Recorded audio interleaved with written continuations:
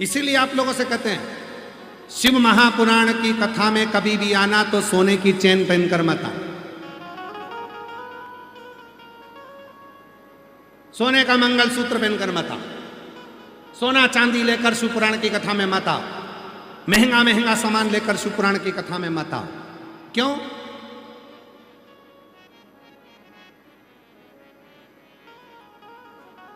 रुद्राक्ष पहनकर आओ, सुंदरता होगी तो लुच्चों की नजर तुम पर होगी, सोने की चेन गले में होगी तो चोर की नजर तुम पर होगी, और रुद्राक्ष गले में होगा तो महादेव की नजर तुम पर होगी। है ना? अब तुम पहनकर सोना चांदी आ गए और कथा में बार बार तुम्हारा मन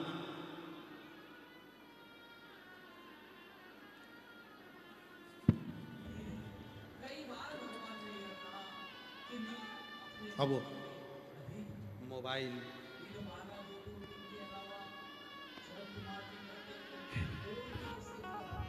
आस लेकर विश्वास लेकर जब आए हो, कोई सोना चांदी नहीं, कोई हीरा पन्ना नहीं, ऐसा सामान लेकर मत आना कि तुम्हारी कोई वस्तु चोरी चली जाए।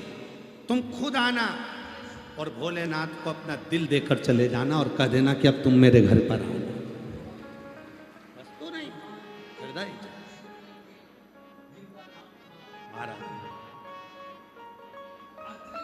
दुनिया में सबसे सरलता में मिलने वाली चीज कौन सी है? दुनिया में वो कौन सी चीज है जो सबसे जल्दी मिलती है और सबसे सरलता में मिल जाती है? सबसे आसानी से मिलने वाली, सबसे सरलता में मिलने वाली, सबसे हंसी में मिलने वाली, सबसे जल्दी मिलने वाली चीज केवल दुनिया में एक ही है, धोखा। बहुत जल्दी मिलता है, तुरंत आसानी से मिल जाता है, सरलता में मिल जाता है। और दुनिया में सबसे कठिन चीज क्या है? दुनिया की सबसे कठिन चीज है, दुनिया की सबसे कठिन चीज अगर कोई है तो आपकी इज्जत है। बहुत मुश्किल से मिलती है, उसको पाने के लिए पूरी जिंदगी निकल जाती है। इज्जत। लोग कहते हैं 33 कोटि देवता और देव अधिदेव महादेव, दोनों में अंतर क्या है? शिव पुराण कहती है जो अमृत पीते हैं वो देव कहलाते हैं, जो विष पीता है वो महादेव कहलाता है। अमृत पीना सरल है, कोई भी पी ले, विष पीना कठिन है, बहुत कठिन। इसीलिए सारे देवता शरीर में आते हैं पर शंकर जी शरीर में नहीं आते। क्यों पाटिल साहब? कोई कहेगा इनको देवी जी आ गए, कोई कहेगा इनको देवता आ गए, कोई कहेगा इनको कुल देवता आ गए, कोई कहेगा इनको पितर देवता आ गए, कोई कहेगा इनको ये देवता आ गए। केवल एक देव है, देव अधिदेव महादेव, जो किसी के शरीर में नहीं आता। और हम तो इंतजार में, किसी को आए तो हम जहर पिला के देखें ओरिजिनल में आया था कि नहीं आया था। बच जाए तो समझ लो आया था, नहीं बचा तो गया। महादेव था ही। आए तो हम तो एक बोरी भरकर धतूरा चढ़ा दें उसके ऊपर, फिर देखें शरीर में चुभे जलना। महादेव है, वो शरीर में नहीं आता। महादेव है, वो शरीर में नहीं आता। मेरा महाकाल राजा, मेरा देव अधिदेव महादेव शरीर में नहीं, क्योंकि ये शरीर तो क्षण भंगुर है, कब जलकर राख हो जाएगा। वो शरीर में नहीं आता। जो अटल सत्य है, आत्मा, जिसको शस्त्र नहीं काट सकता, अग्नि जला नहीं सकती, वायु सुखा नहीं सकते, पानी गीला नहीं कर सकता, उसको कोई शस्त्र छेदित नहीं कर सकता। इसलिए मेरा महादेव शरीर में नहीं आता। मेरा महादेव तो इस आत्मा में आकर बैठ जाता है, मन में आकर बैठ जाता है, चित्त में आकर बैठ जाता है। वो शरीर में नहीं आ सकता, शरीर में नहीं आएगा।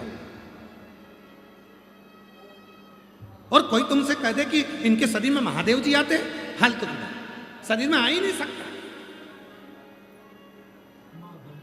अमृत पीने वाला देवता कहलाता है, विष पीने वाला महादेव है। और क्यों महादेव का? क्योंकि उसने विष कंठ पर रखा है, उसके बाद भी अपने चेहरे से हंसी को समाप्त नहीं किया है। अपने चेहरे से हंसी को नहीं जाने दिया, मुस्कुराहट को नहीं जाने दिया, प्रसन्नता को नहीं जाने दिया। घर नहीं है, खुले में बैठा है तो भी मुस्कुरा रहा है, तो भी मुस्कुरा रहा है। तुम लोग तो अपने घर में एसी के कमरे में रहते हो तो मुस्कुराते नहीं। तुम्हारे घर में कूलर लगा है तो भी तुम्हें मुस्कुराहट नहीं है। खाने को अच्छा मिल रहा है तो भी मुस्कुराहट नहीं है।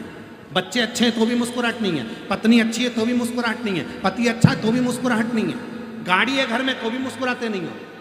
और वो देव अधिदेव महादेव जिसके पास में कुछ भी नहीं है, वीराने में, शमशान में आराम से कैलाश पर बैठे हैं और कुछ भी नहीं है तो भी चेहरे की प्रसन्नता खत्म नहीं होने देते। वो महाकाल, वो महादेव। प्रसन्नता ना जाए। बहुत मुस्कुराइए, बहुत मुस्कुरा। कई लोग तो कह देते हैं सियोर वाला बाबा के पास कोई काम नहीं, दिन भर बैठे बैठे दांत दिखाता रहता है, हंसता रहता है। मेरे बाबा ने ये कहा है, खुद भी मुस्कुरा और दूसरे को भी मुस्कुराने दो। दुनिया का सबसे अच्छा गिफ्ट है तुम्हारी स्माइल। कई माताएं और कई जीजा उन तो कथा में भी आते हैं तो ऐसे बैठे रहते हैं जैसे किसी ने मार ठोक के बिठाया, बिल्कुल ऐसे सिर पे पल्लू वल्लू लेके।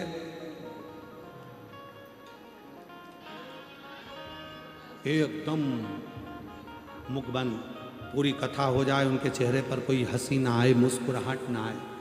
क्या गुमशुदा तलाश केंद्र की तरह क्यों दिख मुस्कुरा। अरे मिलती है जिंदगी में शिव पुराण कभी कभी, होती है दूध नाल में शिव पुराण कभी कभी। अपने गांव में ना जाने कब फिर मौका लगेगा, फिर दूध नाल में कब महादेव आएगा। होती है दूध नाल में शिव पुराण कभी कभी। अब इतना अच्छा मौका मिला है, अपने गांव में कथा चल रही है तो मुस्कुराना सीखो, प्रेम रखो, आनंद रखो। एक आनंद के साथ अपने जीवन को जीने की एक क्रमता आगे बढ़ाइए। महाराज शिव महापुराण की कथा कहती है, पिताजी मंदिर के अंदर थे, तिरुप बाहर बैठे हुए थे और बाहर बैठकर रोने लगे क्योंकि 2 घंटे हो गए, भूख लगने लगी। 2 वर्ष के बच्चे को भूख लगी, रोना प्रारंभ करा। बच्चा रो रहा था, बहुत सारे लोग मंदिर से आ रहे थे, मंदिर में जा रहे थे, पर कोई उस बच्चे को कोई पुकारने वाला, कोई समझने वाला नहीं था।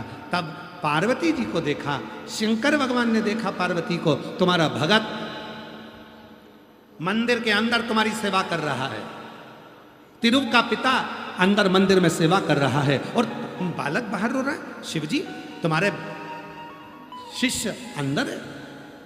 भगवान शंकर तो मुस्कुरा रहे थे और पार्वती जी ने सोने के कटोरे में दूध भर लिया और सोने के कटोरे में दूध भरकर माँ पार्वती जी एक बूढ़ी का रूप रखकर तुरंत तिरुप के पास में आ गई। और तिरुप के पास में जो माता पार्वती ने दूध पिलाया, शिव महापुराण की कथा कहती है वो दूध नहीं था, ज्ञान का समंदर था। तब से उस बालक का नाम त्रिव ज्ञान समुंदर हो गया। 63 नैनारों में ऐसे नैनार हो गए जिनको माता पार्वती ने अपने हाथ से सोने के कटोरे से दूध पिला दिया। सोने के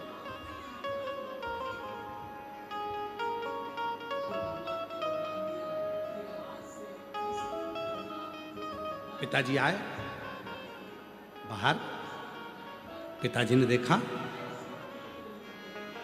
पिताजी ने आकर देखा कि मेरे बेटे के मुख में दूध लग रहा है। पूछा किसने पिलाया दूध?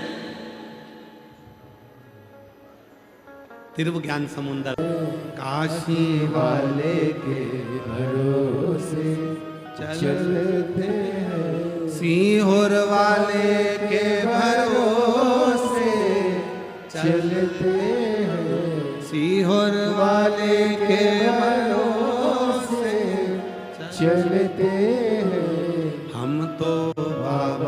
के भरोसे चलते हैं, हम तो बाबा के भरोसे चलते हैं। हम उसके आश्रित होकर चलें, उसके आश्रित होकर चलेंगे तो क्यों ना संभालेगा वो। हमको लगता है बेटा हमारा, कई माताएं कहती है मेरी बेटी की शादी नहीं हो रही। हमने कहा तुम्हारी बेटी की शादी नहीं हो रही? कि नहीं हो रही। कितने साल की हो गई? कहा 32 साल की हो गई। कोई ने कहा 28 साल की हो गई, कोई ने कहा 40 साल की हो गई, कोई ने कहा ऐसा हो गया, कोई ने कहा हमारे बेटे की शादी नहीं हो रही। हमने कहा बेटा कितने साल का हो गया? तो क्या 42 साल का हो गया। बेटा 42 का, शादी नहीं हुई, नहीं हुई। हमने कहा तुम्हारा बेटा, हाँ बस उलझन यही है। जिस दिन हमने ये कहना बंद कर दिया कि मेरे बेटे की शादी नहीं हो रही, आप कहो मेरे बेटे की नहीं, महादेव आपके बेटे का विवाह क्यों नहीं हो रहा? केवल पार्वती जी ने एक ही बार बोला था शंकर भगवान से। शंकर जी कह रहे थे षडानंद कार्तिकेय का विवाह करना। शंकर जी बोल रहे थे षडानंद कार्तिकेय का विवाह करना।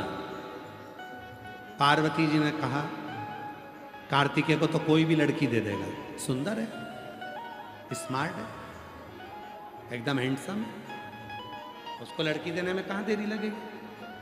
दिक्कत तो एक ही है, ये दो लड़के हैं ना कार्तिकेय और गणेश। तो कार्तिकेय तो दिखने में स्मार्ट है, सुंदर है, हैंडसम है, अच्छा है, पर ये गणेश को कौन लड़की देगा? सूंड सुंडाला नयन विशाला, इसको लड़की कौन देगा?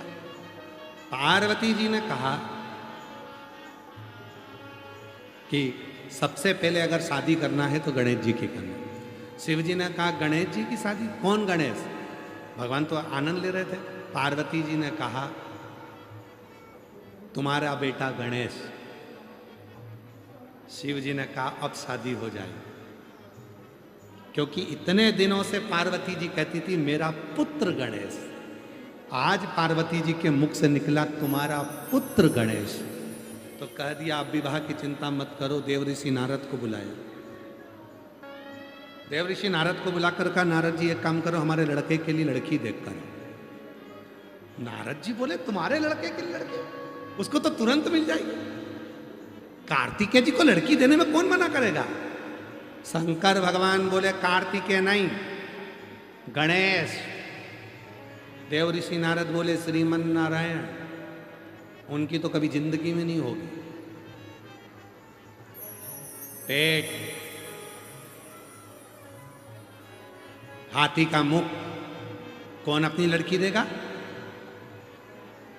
पार्वती जी ने शंकर भगवान से कहा तुमने भी लड़की ढूंढने के लिए किसको बोला?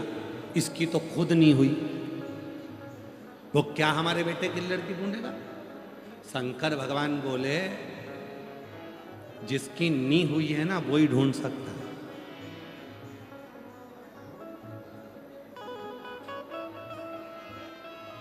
क्योंकि जिसकी नी हुई है ना उसी को मालूम रहता है किस किस के घर में कितनी लड़की है, क्योंकि वो अपने लिए ढूंढता रहता है। तो इसको टेंशन वेंशन मत लो, ये ढूंढ के तो लिया है, इसको जाने दो। देव ऋषि नारद चले, प्रजापति विश्वरूप जी के यहां पहुंच गए। विश्वरूप जी की लड़कियां थी। देव ऋषि नारद ने कहा विश्वरूपा जी क्या बात है? कहा मैं बहुत चिंता में हूं। किस बात की चिंता? मेरी बेटियों का विवाह करना। बेटियों का विवाह? हाँ। तो टेंशन क्या? कहा मेरा मन है कि मेरी दोनों लड़कियों की शादी एक ही लड़के से करूं। ठीक है, पर लड़का ऐसा होना चाहिए जो लगे ठाट से बैठे तो लगना चाहिए कि कोई सेठ बैठा है। इतने में देव ऋषि नारद जी बोले लड़का बिल्कुल ऐसा ही है, एक बार बैठ जाता है तो 10 दिन तक नहीं उठता। गणेश जी महाराज एक बार बैठते हैं तो 10 दिन तक नहीं उठते। लड़का बिल्कुल ऐसा ही है, एक बार बैठ गया तो 10 दिन नहीं उठेगा। फिर कहा मेरी बेटियां बहुत धीमा बोलती हैं, लड़के के कान ऐसे हों कि वो मेरी बेटियों की बात सुन ले। इतने में नारद जी बोले कानों की तो पूछो ही मती। घर में सुपड़ा देखा है? अरे बोलो तो जम के, तुम्हारे यहाँ क्या बोलते हैं उसको? वो ऐसा होता है।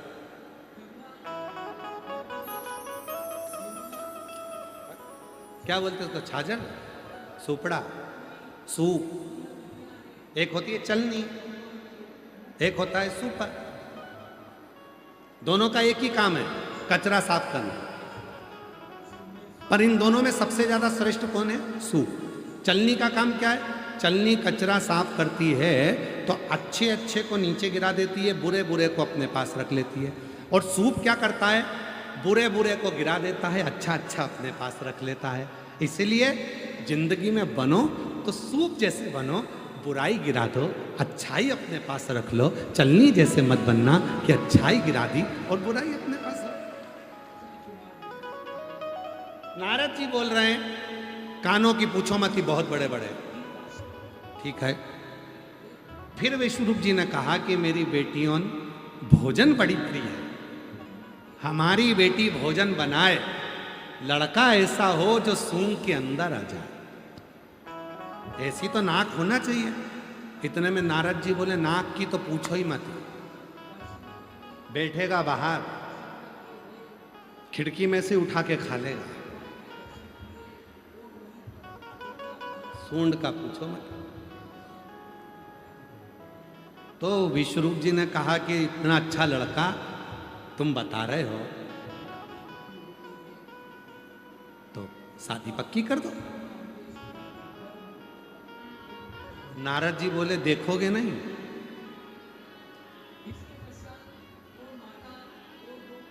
विश्वरूप जी बोले, किनका पुत्र है? शिव जी का। ओ शंकर जी का पुत्र, षडानंद कार्तिक है। देव ऋषि नारद बोले, श्रीमन नारायण, ना ना ना ना ना ना ना।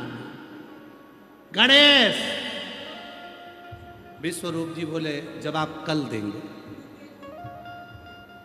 अंदर खबर पहुंच गई रिद्धि सिद्धि के पास, हमारे लिए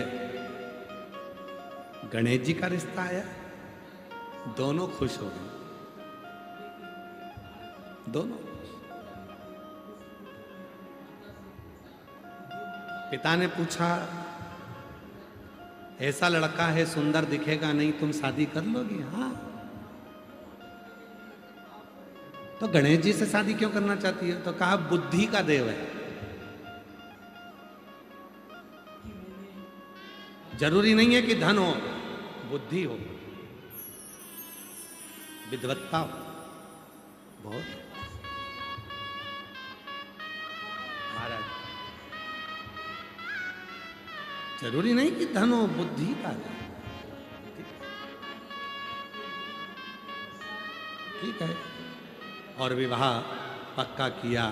शादी करने के लिए महाराज गणेश जी महाराज की जब शादी पक्की हुई, बारात लेकर भगवान शंकर जी जाने लगे। शिव जी जब बारात लेकर जाने लगे तो तभी गणेश जी महाराज ने हाथ जोड़कर अपने पिताजी को प्रणाम कर दंडवत नमन कर कहा, पिताजी मेरे मन की एक अभिलाषा है, जो दूल्हा बनता है उसकी कुछ तमन्ना होती है। प्रत्येक दूल्हा दुल्हन से पूछो उसके मन में कितनी तमन्ना होती है। दूल्हा कहता है ये पहनूंगा, दुल्हन कहती है ये पहनूंगी, मेरी ये तमन्ना, मेरी वो तमन्ना है। मेरी भी एक तमन्ना है, मेरी भी एक इच्छा। आजा आजा।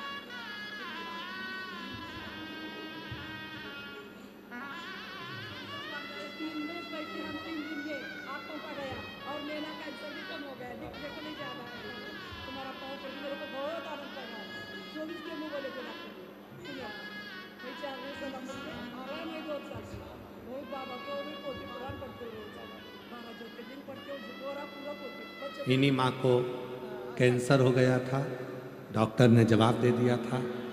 5 दिन से पंडाल में रहकर कथा सुन रही हैं। और आँखों का किसको प्रॉब्लम है?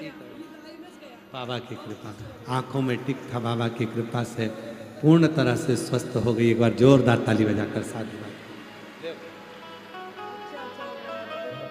बाबा की। गणेश जी महाराज बोले, मेरे मन की भी एक अभिलाषा है। जिस लड़के की शादी होती है उसकी अभिलाषा रहती है, ये वाला गार्डन करो, ये मुझे कार्यमंगलम होना, ऐसी बारात होना, ऐसा बैंड होना, ऐसा सूट होना। तो भगवान शंकर ने पूछा तुम्हारी क्या विलासा है? गणेश जी बोले मेरे जितने सेवक हैं सब जाएंगे बारात में, सब बारात में। अब गणेश जी के सेवक कितने थे? सारे चूहे। शंकर जी ने कहा भेज दे।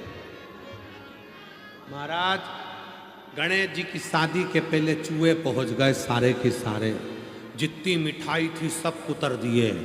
गणेश जी की रिद्धि सिद्धि के जितने कपड़े थे, लहंगा चुन्नी बेस, सब कतर दिए।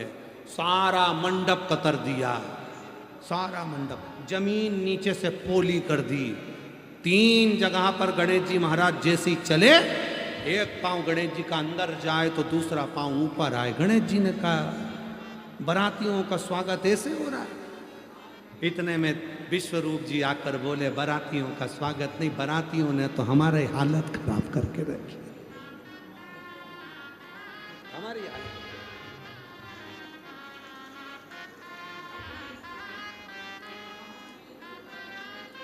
पहले चूहे परेशान करते थे, आज के जमाने में भी बाराती ऐसे ही होते हैं। बारात में जाते से ही सबसे पहले ढूंढते हैं दुकान।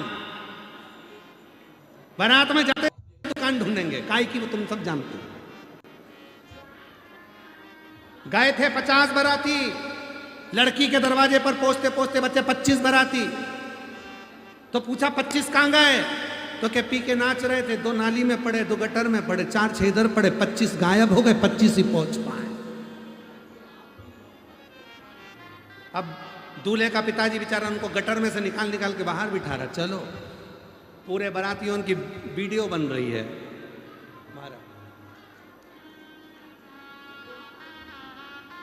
भगवान श्री गणेश जी महाराज को मंगल विवाह रिद्धि सिद्धि से महाराज। और तेरे डमरू की धुन सुन के मैं काशी नगरी आई हूँ।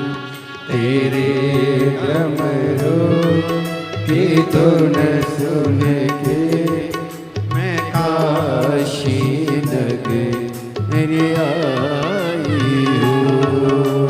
तेरे डमरू की धुन सुन के मैं काशी नगरी आई हूँ। मैं काशी नगरी आई हूँ, मैं काशी नगरी आई हूँ। मैं काशी बोलो। नगरी आई हूँ। मैं काशी नगरी आई हूँ। मेरे भोले ओ भोले, मैं काशी नगरी आई हूँ। मेरे भोले ओ बम भोले, मैं काशी नगरी आई हूँ।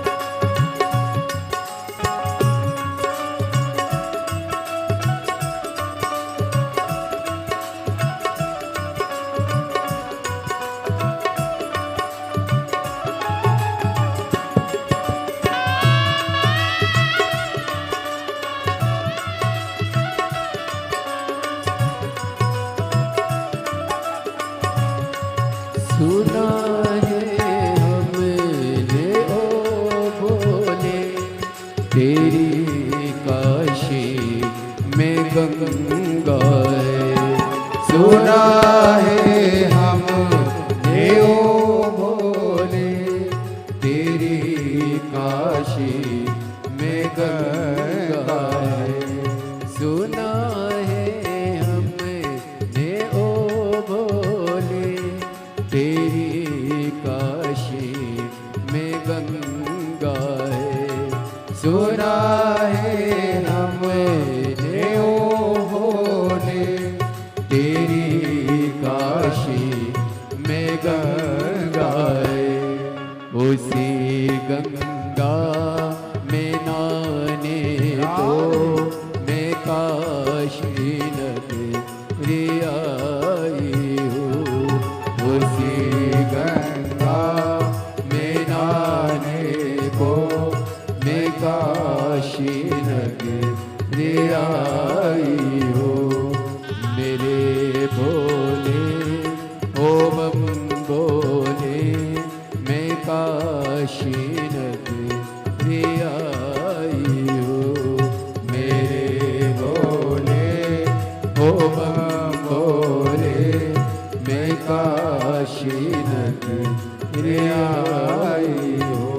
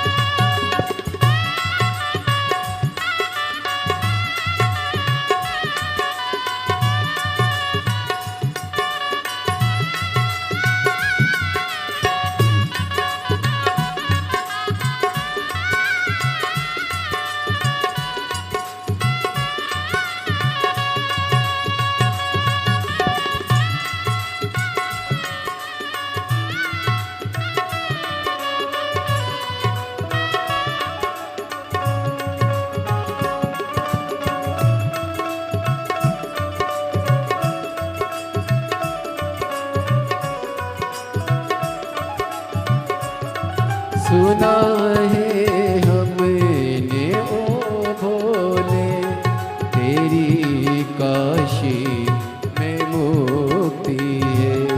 सुना है हमने ओ भोले, तेरी काशी में मुक्ति है। सुना है हमने ओ भोले, तेरी काशी में मुक्ति है। सुना है हमने ओ भोले, तेरी काशी में मुक्ति है। उसी मुक्ति को पाने को मैं काशी नगरी आई हूँ। उसी मुक्ति को पाने को मैं काशी नगरी आई हूँ। मेरे भोले ओ बम भोले, मैं काशी नगरी आई हूँ। मेरे भोले ओ बम भोले, मैं काशी नगरी आई हूँ।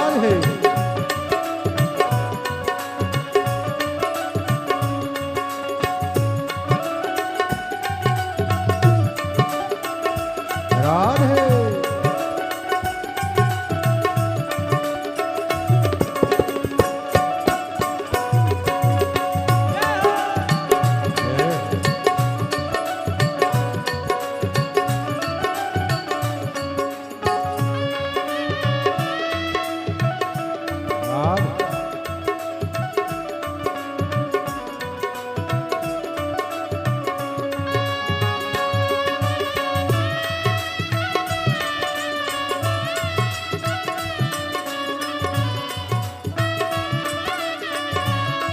सुना है हमने ओ भोले तेरी काशी में गौरा है।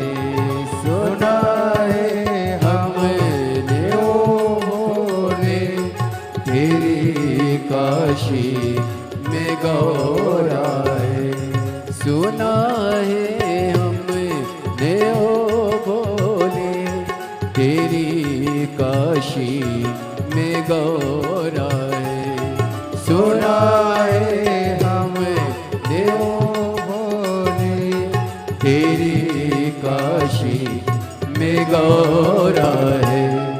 उसी गौरा को पाने को मैं काशी नगरी आई हूँ। उसी गौरा को पाने को। श्री शिवाय नमस्तभ्यम दोस्तों, अगर आपको ये कथा इंटरेस्टिंग और आपकी अच्छी लगी हो आपको तो चैनल को सब्सक्राइब एंड वीडियो को लाइक ज़रूर करें एंड वीडियो को शेयर ज़रूर करें। और इस वीडियो में ओनली गुरुजी की वॉइस और थोड़ी सी फ्रेम में वीडियो है, बाकी सब ओरिजिनल कंटेंट है मेरा। बाकी सब बैकग्राउंड म्यूज़िक फ़ोटो वगैरह सब मैंने अपनी मेहनत से लगाए हैं, ना कि मुझे कोई कॉपीराइट देने से पहले एक बार वीडियो को पूरा देखें और आप वीडियो को शेयर करें और चैनल को आगे बढ़ाने के लिए वीडियो को पूरा देखें और वीडियो को ज़रूर शेयर करें। और आपको बृहस्पति धाम पे भरोसा करते हैं तो कमेंट में श्री शिवाय नमस्तभ्यम ज़रूर लिखें और ऐसे ही हमारे साथ डेली बने रहिए और वीडियो को ज़रूर देखिए। और आपको कैसी लगी कथा हमें कमेंट में ज़रूर बताएं।